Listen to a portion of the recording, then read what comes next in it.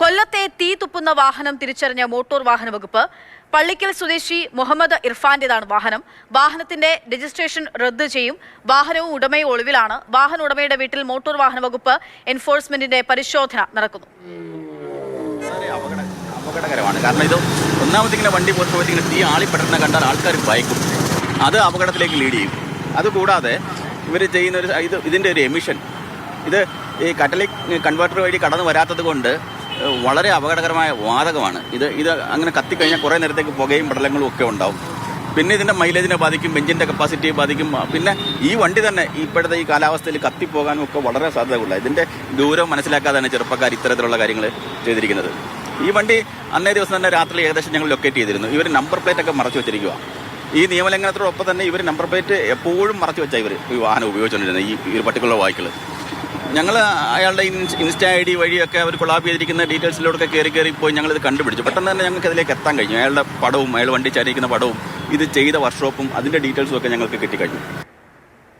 രാഹുൽ ജിനാഥ് വിവരങ്ങളുമായി ചേരുകയാണ്. രാഹുൽ, ഈ തീ തുപ്പുന്ന വാഹനം ഒരു സംശയമാണ്. അതെങ്ങനെയാണ് ശരിക്കും ഇതിൻ്റെ പ്രവർത്തനം എങ്ങനെയാണ്? ഏത് തരത്തിലാണ് ഈ തരത്തിൽ ഇങ്ങനെ വാഹനത്തെ നിർമ്മിച്ചെടുത്തിരിക്കുന്നത്? ഇതിൽ എന്ത് ടെക്നിക്കാണ് ഇങ്ങനെ പ്രയോഗിക്കുന്നത് എന്നുള്ളതാണ് മറ്റൊരു കാര്യം.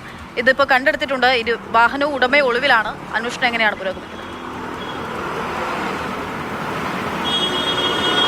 എന്തായാലും കൃത്യമായി തന്നെ വിവരം ഉടമയെ പറ്റി ലഭിച്ചിട്ടുണ്ട്. ഉടമയുമായി സംസാരിക്കാൻ കഴിഞ്ഞു എന്ന് നമ്മോട് സംസാരിക്കും വഴി MVD ഉദ്യോഗസ്ഥൻ പറഞ്ഞു. അതായത് ഇത് 24 വയസ്സുകാരൻ്റെ ഒരു വാഹനമാണ്.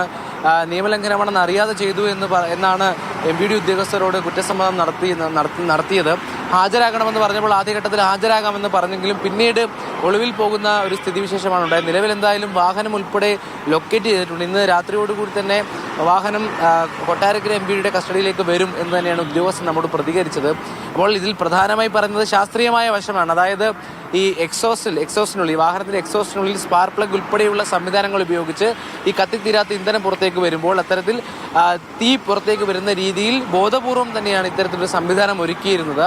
അത് ഈ ആളുകളെ ആകർഷിക്കുക എന്ന രീതിയിൽ തന്നെയായിരുന്നു. കുറച്ച് നാളുകളായി ഇത്തരത്തിൽ വിലസുകയായിരുന്നു. ആ ഘട്ടത്തിലാണ് കഴിഞ്ഞ ദിവസം കുണ്ട്രയിൽ ഒരു വിവാഹ സൽക്കാരത്തിനിടെ ആളുകൾ ശ്രദ്ധിക്കുകയും ഇത് വീഡിയോ ചിത്രീകരിച്ച് പിന്നീട് MVDക്ക് ഉൾപ്പെടെ പോലീസിനുൾപ്പെടെ അയച്ചു കൊടുക്കുകയും ചെയ്ത് ഇത് വലിയ വിവാദത്തിലേക്ക് വരുന്നത്. എന്തായാലും ഇത് കുറ്റസമ്മതം നടത്തുമ്പോഴും ഈ നമ്പർ പ്ലേറ്റ് ഉൾപ്പെടെയുള്ളവ മറച്ച് യാത്ര ചെയ്യുന്നത് കൊണ്ട് തന്നെ ഇതൊരു കുറ്റകൃത്യമാണ്, ഇത് തെറ്റാണ് എന്ന ബോധ്യം ഉണ്ടായിരുന്നു എന്നും ഉദ്യോഗസ്ഥർ തിരിച്ചറിയുന്നുണ്ട്. എന്തായാലും ഇന്ന് രാത്രിയോടുകൂടി തന്നെ ഡ്രൈവറെയും വാഹനത്തെയും അറസ്റ്റ് ചെയ്യാൻ കഴിയും എന്ന് തന്നെയാണ് അവർ പറയുന്നത്.